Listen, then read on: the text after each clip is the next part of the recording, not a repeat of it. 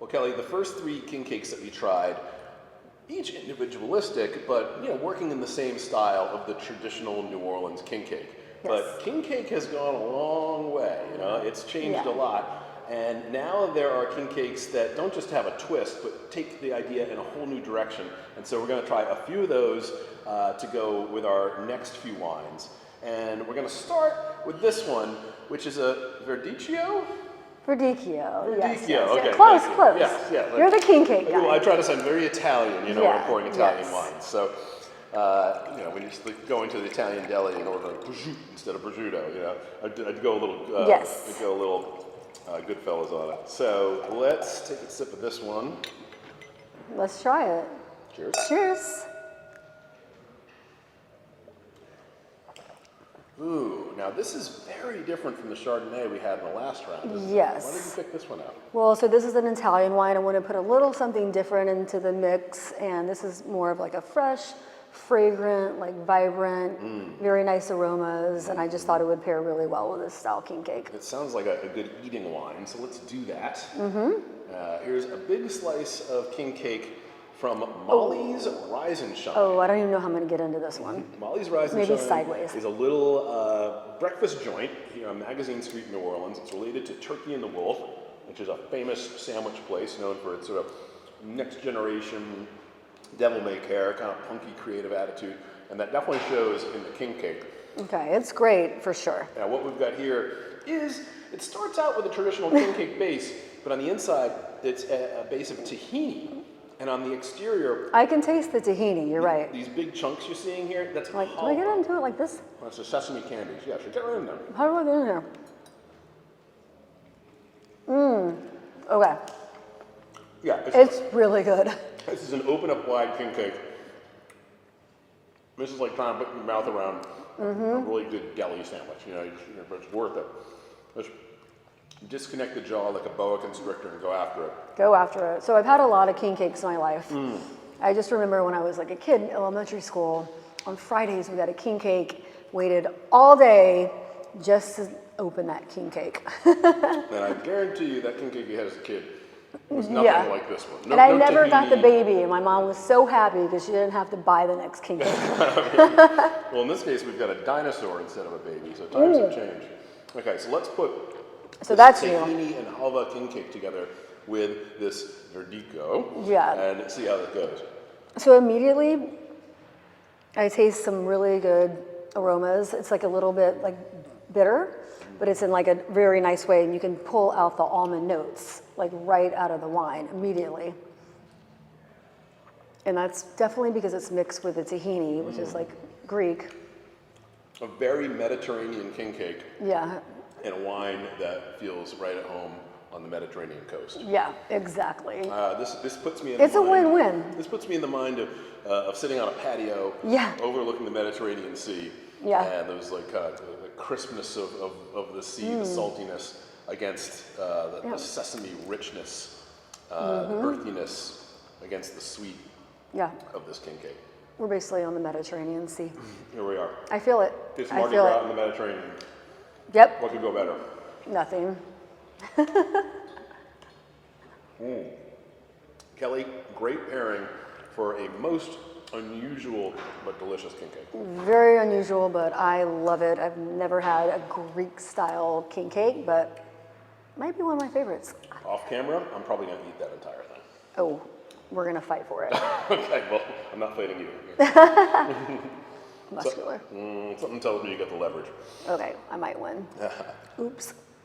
Cheers, Ian. Great. Let's not fight. Let's eat. Cheers. Let's go. Kelly, I'm really intrigued by this next pairing. We had an adventure with the Molly's Rise and Shine tahini king cake, the Mediterranean king cake as you dubbed it. And this next one, though, this is a really oddball combination. We've got a PB&J, peanut butter and jelly inspired king cake from NOLA, which is the local arts academy here in New Orleans. Yes. And we're pairing it with a Riesling. Now, I can tell you right now, people watching this, there's a few people out there who, as soon as I pick up this tall, pointy bottle, they're thinking, oh, that's going to be a sweet wine. I had one of those back in high school. That sometimes Rieslings get a bad rap, right? But they're not all created like that. Yeah, exactly. So I chose a Riesling from Germany. So this is an off-dry Riesling. They do make Rieslings sweet, but paired with what they're having now with the peanut butter and jelly, just getting the jammy flavors, I wanted to choose an off-dry type region. Let's take a little sample of the Riesling. Oh my God, I thought you forgot to pour mine. Ladies first, of course. Ah, yes. Okay, I see what you mean.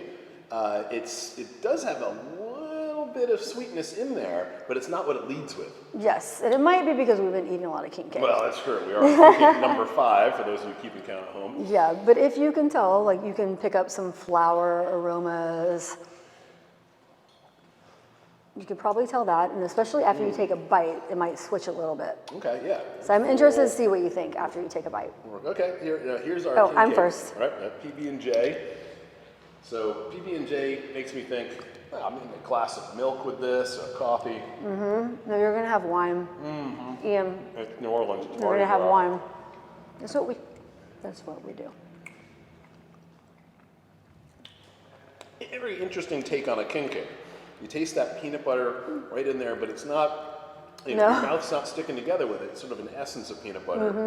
A little sweetness from that jelly jam kind of flavor. How's that going to go with this Riesling? Yeah, it's delicious. Like this makes me think of a fancy peanut butter and jelly sandwich my mom used to make me. Like it's like a high-end PB&J. If I brought this to school, I might have been laughed at, but not now in 2024. Well, times have changed, yeah. Yeah, Even I would school bring kids this are to foodies. school. Yeah, school kids are foodies Yeah. these days. It was delicious. You take a bite of that, and again, yeah, you get those flavor memories. It also just has that goodness of the peanut butter. You take a sip of the wine, and it just washes through it and elevates it. It elevates it for sure. It's still like a little bit fruity, but now you can taste that it's a little more like medium bodied, and it makes this like not as fruity, which you typically wouldn't talk about fruit wines when they're actually a dry Riesling. Sure. But with the food, it changes the taste. So this one is sending me back to school if in my school days, instead of a juice box or a Capri Sun, I was drinking a really well-chosen Riesling. So Would cheers you to bring that. some Riesling to school? You might get in trouble. Well, only if I shared with the principal, I could probably get away with it. I think Ian brought Riesling in his thermos. Did you? Always check the thermos. Not always coffee or milk. You gotta check the thermos on this guy. Well, Kelly, we have an issue. We have one more king cake left on the table, but we've gone through the 5 wines that we started out with. However, I do have the solution, and I think you'll agree it's the solution to a lot of issues out there. Okay. More sparkling. More sparkling. Specifically, more of your sparkling. I love that. This is the Neutral Ground. Well, explain the name to me, too, while I pour a little of this, too. Why is this called Neutral Ground? So basically, if you're from New Orleans, you'll know if you go to Mardi Gras Parade and you're on St. Charles Avenue and you're trying to meet your friends, you are going to tell them you're either on the neutral ground or the sidewalk side. Watch for the next wine because it's going to be called Sidewalk. But anyway, it's just the perfect way to meet your friends. So basically, for all the wine, I've done Mardi Gras labels, and they're all like inspired by just growing up here. So neutral ground's where you meet your buddies. Neutral Ground, Sidewalk Side. I'm on your side, Kelly. I think this is going to be a love fun pairing. Our last king cake is a Dobesh style king cake that is from Mad Batter Bakery. This is down in Chalmette. And now this one, again, these are all different twists on king cake. This one is riffing on the classic Dobesh cake, which is just a New Orleans standard. So I think they're going to try to work in a little lemon flavor here with some chocolate against our cinnamon-infused king cake. So let's try a bite first. Here we go again. Okay, now we have to chew and taste the wine. And tell me if you notice any different flavors.